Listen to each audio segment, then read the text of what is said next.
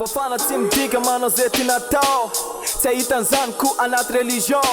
Fahalalana marina no anapaka anao. Fantatrao hoe izy anao le ray niteraka anao. Tsy anarana asa atao, tsy anarana fiaviana, tsy anarana fiangonana, fanaran'i Kristy. Miala tsiny fianakaviny Kristianina vereno Jesu Kristy no ivy zay no tiako iaviny. Tsy amenjy tsy ampim-posiny la no tanjon'i Jesu. Fa meno an'ireo banga ngeza be ao am-po. Avelao ny fitiavana meno an'la leroa. Fa tsy masy talava ampifaly tena ao am-bovo. Hoe azo atao na tsy azo atao zay le cause miangeto. Za tsy tsara ny lafa zako manao pira.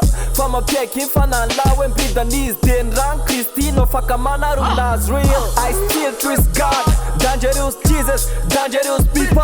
Varotra ampiangonana kobolina anakorontany. Lazaiko an lafa miteny fotsiny egolanao rodany. Jesu tsy mila ampiondany nampanarabiko. Ela ihany no ivadikamy mbola tsy maneno ako izy. Tsy mila kotinaka kozina hoe tiako ianao izy. Nefa ty fa tsy hoe babony lainganao. Manaiky zay revelany akizy rehefa matsapatina. Donc miasa satria tina fa tsy miasa mbô tahina. Za tsy anjely fa mpanotanovonjena satria tiana. Zareo mpanompo zanatsangana ho zanaka. Yeah, Christian lifestyle iena nisan'andro lesy. Fa tsy sakalahady vao mody manao metimety. Tsy lafy piainan'izy na hoe kopitazan'izy.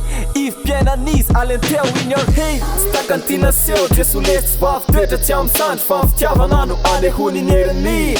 Bandrai manana ny fanan'i Kristy. Mbola dangereux no ndremena bi. Tsy takany naseo Jesu lesy tsy vavy toetra tsy am'sandry. Fa fitiavana no anehony neriny. Bandrai manana ny fanan'i Kristy. Mbola dangereux no ndremena bi. Jesus is dangerous, Christ is dangerous, Holy Ghost is dangerous. Fanzakan nigga dangerous.